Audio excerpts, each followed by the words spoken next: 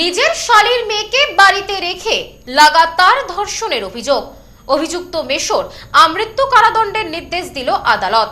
এদিন সাজা ঘোষণা করে বসিরহাট আদালত।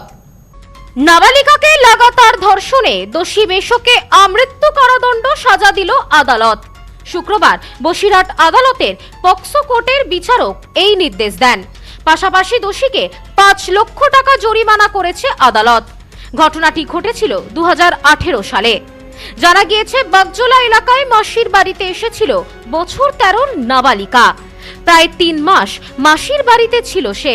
সেই সময় মেশো জামশেদ আলী মণ্ডল লাগাতার তাকে ধর্ষণ করে। 2018 সালের 7 এপ্রিল ঘটনার কথা মাসিকে জানায় ওই নাবালিকা। বিষয়টি নিয়ে মাসিও মেশোর মধ্যে ঝামেলা হয়। ঝামেলার কারণে পরদিন নিজের স্ত্রীকে খুন করে জামশেদ আলী। 10 তারিখে বাদুরিয়া থানায় অভিযোগ দায়ের হয়। আলাদা দুটি কেসের বিচার চলছিল বসিরহাট আদালতে। 2025 সালের জানুয়ারি মাসে 31 তারিখ স্ত্রীর খুনে দোষী সাব্যস্ত হয় জামশেদ আলী। চলতি মাসের 12 তারিখ নাবালিকা ধর্ষণে দোষী সাব্যস্ত হয়। শুক্রবার দোষীকে আমৃত্যু কারাদণ্ড এবং 5 লক্ষ টাকা জরিমানা করেছে আদালত। এই কেসের সরকারি আইনজীবী গোলাম মোস্তাফা বলেন, মাসির বাড়িতে মেশোর লালসার শিকার হতে হয়েছিল বছর 13 নাবালিকাকে। সদ্য লন্ডন থেকে চোখের অপারেশনের বিশেষ প্রশিক্ষণ নিয়ে ফিরেছেন ডাক্তার মোনাজির হোসেন। বনগাঁতে এই সর্বপ্রথম কোলফেকো, টোরিক, মাল্টিফোকাল ছানি অপারেশনের জন্য আসুন বনগাঁ আই কেয়ারে। লাগাতার 3 মাস ধরে ওই নাবালিকাকে ধর্ষণ করে দোষী ব্যক্তি। আজ পক্সো কোর্টের বিচারক আমৃত্যু কারাদণ্ডের সাজা ঘোষণা করেন।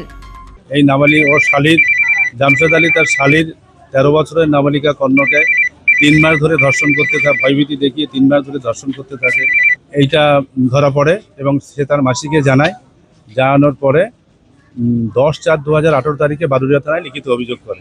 সেই লিখিত অভিযোগের পরে পুলিশ তদন্ত করে এই আসামির বিরুদ্ধে চার্জশিট দাখিল করেন এবং এই চার্জশিট দাখিলের পরে 18 সাল থেকে এই পর্যন্ত বিচার চলছে এবং গত 12ই আগস্ট 2026-এ দোষী সাব্যস্ত করে মাননীয় এডিজে সাহেব, লন্ডন এডিজে সাহেব, বসিরহাট পক্সো কোর্টের বিচারক। তিনি আজকে সেই কেসের সাজা ঘোষণা করলেন। আমৃত্যু যাবজ্জীবন জেল এবং ভিকটিমকে 5 লক্ষ টাকা ক্ষতিপূরণ দেওয়ার আদেশ দিলেন। Bureau report, news no man's land, Baduria. স্বাস্থ্যমন্ত্রীর ঘোষণার পর হাসপাতাল চত্বরে তামাকজাত দ্রব্য বিক্রি বন্ধে দোকানে দোকানে অভিযান। পুলিশ ও স্বাস্থ্য দপ্তরের উদ্যোগে অভিযানে করা হয় জরিমানা। নেউপিসি জুয়েলার্স সম্পর্ক গড়ে দেয়। বনগাঁতে আমাদের 3টি শোরুম প্রতিদিনই খোলা। নেউপিসি জুয়েলার্স বনগাঁ বাটার মোড়। নিউপিসি জুয়েলার্স ব্রাঞ্চ কুমুদিন স্কুলের বিপরীতে। নেউপিসি জুয়েলার্স বিউটি মতিগঞ্জ, হাটখোলা। আমাদের এখানে সোনা কিনুন পেপারের দামে।